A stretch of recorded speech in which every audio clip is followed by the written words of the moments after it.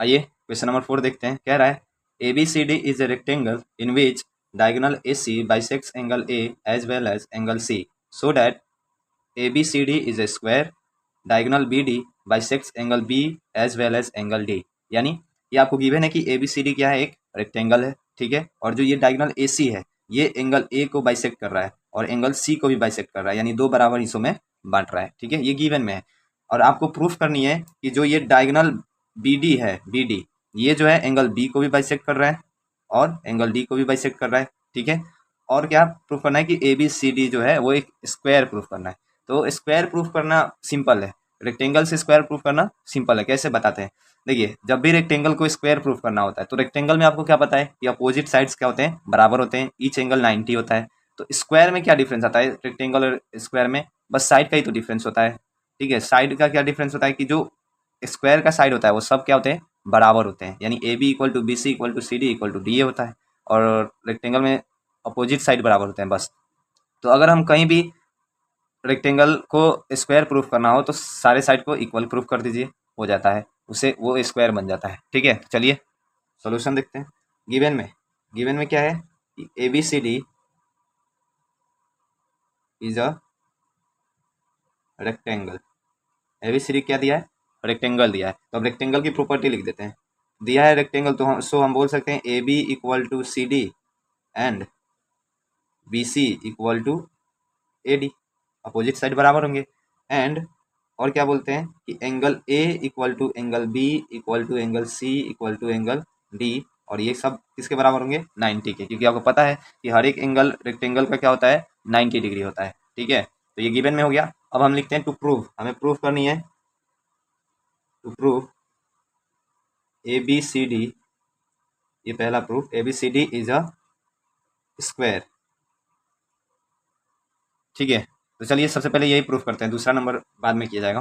तो पहले ये प्रूफ करते हैं A B C D is a square. उसके लिए आपको क्या करना है, चारों साइड को बराबर करनी है, चारों साइड बराबर करनी है। तो अपोजिट तो बराबर है ही गिवन से, ठीक है, अपोजिट तो बराबर है ही, बस बस एडजेसेंट बराबर करनी है, यानी ए बी बराबर बी सी हो जाए तो सब बराबर हो जाएगा एक दूसरे के, ठीक है, क्योंकि ए बी जो है इसके बराबर है, बी सी जो है इसके बराबर है। तो अगर ये दोनों आपस में बराबर होंगे तो ये दोनों भी आपस में बराबर होंगे, ठीक है। तो चारों वैसे आपस में बराबर हो जाएंगे। तो पिछले क्वेश्चन के जैसे यहाँ भी करते हैं, क्वेश्चन नंबर 3 के जैसे, कि जो एंगल ये गिवन में है ना, एंगल ए को और एंगल सी को बाइसेक्ट कर रहा है ये लाइन, ए सी जो है एंगल ए को और एंगल सी को बाइसेक्ट कर रहा है। और चूंकि ये एक रेक्टेंगल है तो इसका ये जो एंगल है वो इसके भी बराबर होगा, ठीक है, क्योंकि ये 90 है तो ये भी 90। अगर उसका हाफ लें तो ये एंगल हाफ है उसका, ये भी एंगल उसका हाफ है, तो दोनों हाफ बराबर होंगे। तो यहाँ लिखते हैं सिंस एंगल ए बराबर एंगल सी, ठीक है, क्यों, क्योंकि अपोजिट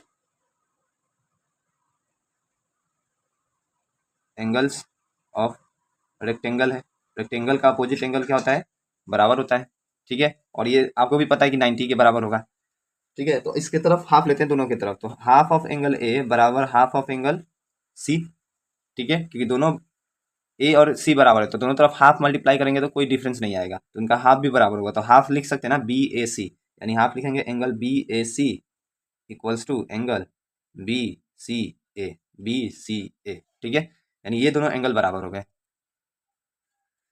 ये बराबर हो गए। तो now in triangle A B C V है, अगर अब देखते हैं ट्रायंगल ए बी सी में क्या है कि जो एंगल बी ए सी है वो इक्वल है एंगल बी सी ए के। ये हो गया है प्रूव्ड एबव, ऊपर ही प्रूफ किए अभी यहाँ पे, ठीक है, ये अभी प्रूफ किए। उसके बाद अब पता है आपको कि जब दो अपोजिट एंगल बराबर होते हैं किसी भी ट्रायंगल के तो उसके अपोजिट वाले साइड भी बराबर होते हैं, ठीक है। तो यहाँ से लिख सकते हैं A B equal to, since ये so A B equal to B C, क्यों, यहाँ थ्योरम भी लिखते हैं एंगल्स अपोजिट, यहाँ side, sides opposite to equal angles, उसका कन्वर्स लग रहा है, side opposite to equal angles are equal, ठीक है, हो गया। तो ए बी बराबर बी सी आ गया। और लेकिन बट आपको क्या पता है कि जो ए बी है वो सी डी के भी बराबर है, ए बी जो है सी डी के भी बराबर, देखिए यहाँ गिवन में ही लिखे ए बी जो है सी डी के बराबर है, ठीक। एंड BC जो है वो AD के बराबर है, तो हम कह सकते हैं ना, so AB equal to BC equal to CD equals to DA, ये चारों भी आपस में क्या होंगे, बराबर होंगे। ठीक है, तो यहाँ लिखेंगे since AB equal to BC equal to CD equal to DA and, और चीज़ एंगल के बारे में भी लिख दीजिए, एंगल A बराबर एंगल B बराबर एंगल C बराबर एंगल D, और ये सब 90 के बराबर। तो आपको पता है किसी भी क्वाड्रिलेटरल में अगर सारे साइड बराबर दिए हों, एंगल 90 हो जाए सारा, तो क्या बन जाता है, स्क्वायर बन जाता है। तो हम लिख सकते हैं hence ABCD is a square. ठीक है, और ये 90 कैसे एंगल, ये गिवन से, क्योंकि रेक्टेंगल गिवन था, आया समझ में, तो हम बोल सकते हैं ABCD इज अ स्क्वायर। अब चलिए दूसरा नंबर प्रूफ करना था। दूसरा नंबर हमें क्या प्रूफ करना था कि जो BD है, BD bisects angle B as well as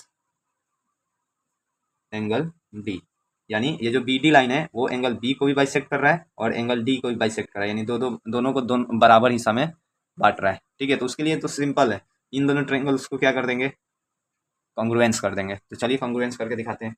now in triangle कौन सा, D या BAD एंड ट्रायंगल BCD। ठीक है, BAD BCD, वी हैव, हमारे पास क्या है, तो AB BC एक साथ है, तो AB इक्वल टू BC हो गया, और दूसरा क्या गिवन है, एंगल A जो है एंगल C के बराबर है, वो 90 डिग्री के, ये हो गया है प्रूव्ड अबव,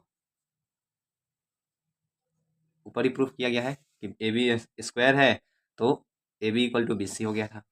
उसके बाद तीसरा AD जो है वो CD के बराबर है, AD इक्वल टू CD, ये भी प्रूव्ड अबव, या साइड ऑफ स्क्वायर भी लिख सकते हैं आप। तो यहाँ से क्या आया है, सो ट्रायंगल BAD कॉन्ग्रुएंस हो गया ट्रायंगल BCD के by side angle side criteria. ठीक है, इससे कॉन्ग्रुएंस हो गया, तो लिख सकते हैं एंड एंगल कौन सा, ABD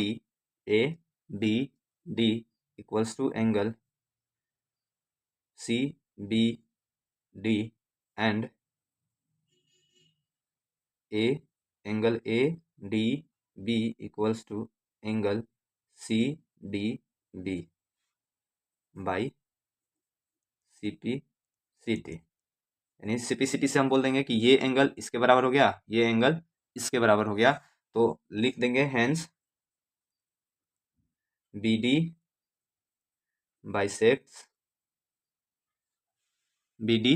bisects angle B as well as angle D। ठीक है, आई होप मेरा सोल्यूशन अच्छा लगा होगा। और यहाँ पे एक बात बताना चाहते हैं, कितनों को कन्फ्यूजन आता है कि सर आपने केवल AB equal to BC equal to CD equal to DA और एंगल 90 कर दिया, और ये बोल दिया कि ये स्क्वायर है। कितने लोग हैं कि डायगोनल भी बाइसेक्ट करवाते हैं 90 डिग्री पे, वो करने की जरूरत नहीं है, क्योंकि देखिए कोई 90 हो, ऐसा कोई क्वाड्रिलेटरल सिर्फ स्क्वायर के अलावा और कोई नहीं है, इसलिए हम क्या किए, केवल साइड बराबर कर दिए और एंगल 90 के, तो वो एक स्क्वायर कहलाएगा। ठीक है, आई होप आपकी डाउट क्लियर हो गई। Thank you.